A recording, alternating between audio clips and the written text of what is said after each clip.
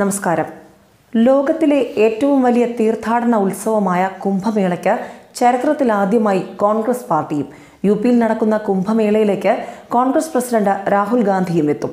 ഉത്തർപ്രദേശ് സർക്കാർ 4000 കോടി ചിലവിട്ടാണ് കുംഭമേള ഉത്സവം നടത്തുന്നത്. ഹൈന്ദവ തീർത്ഥാടന ഉത്സവത്തിൽ എല്ലാ സേവനവും സഹായവുമായി പാർട്ടി മുന്നിലുണ്ടാകണമെന്ന് രാഹുൽ ഗാന്ധി നിർദ്ദേശം നൽകി കഴിഞ്ഞു.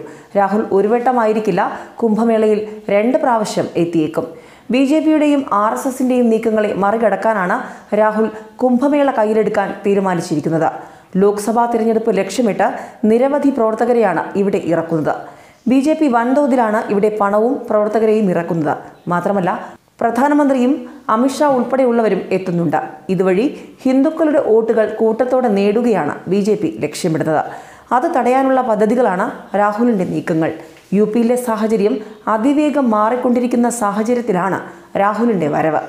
കുംഭമേളയിൽ അധികവും എത്തുന്നതും പരിപാടിയുടെ ആചാരങ്ങളും ഉന്നത ജാതിക്കാരുമായി ബന്ധപ്പെട്ടാണ് കിടക്കുന്നത്.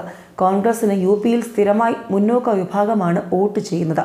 ഇവരെ പ്രീണിപ്പിക്കുക എന്ന ലക്ഷ്യമിട്ട് തീവ്ര ഹിന്ദുത്വം പയറ്റാനാണ് രാഹുൽ പ്രവർത്തകരോട് ആഹ്വാനം ചെയ്തിരിക്കുന്നത്.